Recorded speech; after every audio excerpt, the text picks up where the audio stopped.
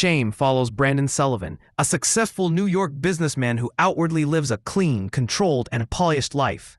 He appears confident, disciplined, and put together. But beneath this exterior lies a crippling addiction to sex.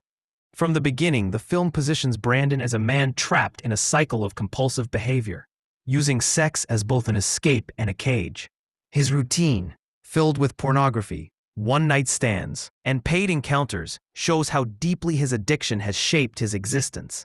The film's tone is cold and isolating, much like Brandon himself.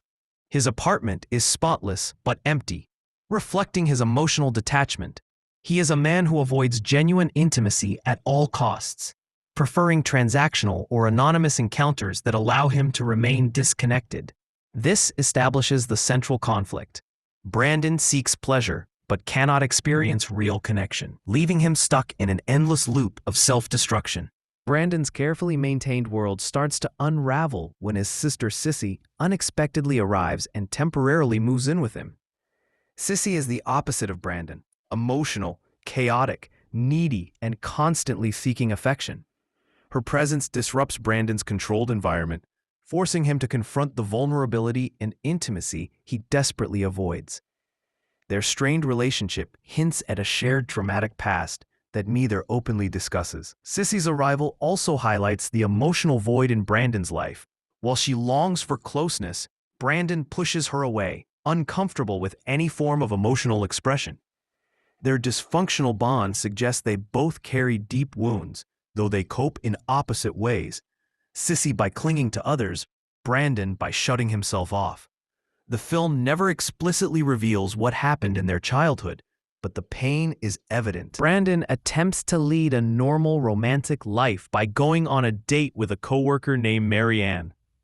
During the dinner, he shows glimpses of charm and humanity, hinting that he might be capable of real connection. But when they try to be intimate, he is unable to perform, a sign that genuine emotional closeness terrifies him. Ironically, he is fully capable only in situations where he feels no emotional stakes. After this failure, Brandon spirals deeper into addiction. He binge engages in sex, pornography, and risky encounters, trying to drown out his feelings with physical pleasure.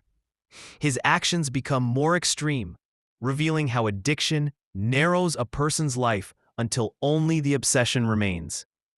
This downward spiral exposes the true emptiness he is trying to escape from. The tension between Brandon and Sissy intensifies. She feels abandoned, and he feels suffocated. During a heated argument, Brandon lashes out, blaming her for the chaos in his life. Their fight shows how both siblings are drowning in emotional trauma. Brandon in avoidance, Sissy in desperation. The film makes it clear that neither has a healthy way of coping. The emotional climax occurs when Brandon discovers that Sissy has attempted suicide in his apartment. This moment forces him to confront the consequences of emotional neglect, both toward her and toward himself. The shock and guilt break through his emotional armor, leaving him raw and vulnerable for the first time in the film. After Sissy is rushed to the hospital, Brandon wanders New York in a devastated state. His breakdown symbolizes the collapse of the facade he has maintained for so long. The film does not offer easy answers.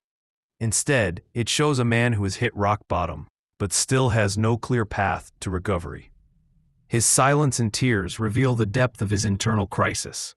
The film ends ambiguously, with Brandon encountering temptation once again. Whether he chooses to repeat his destructive cycle or fight against it is left unresolved.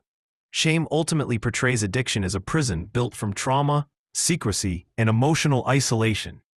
It's a haunting study of how unresolved pain can shape a life, and how difficult it is to escape patterns created by shame itself.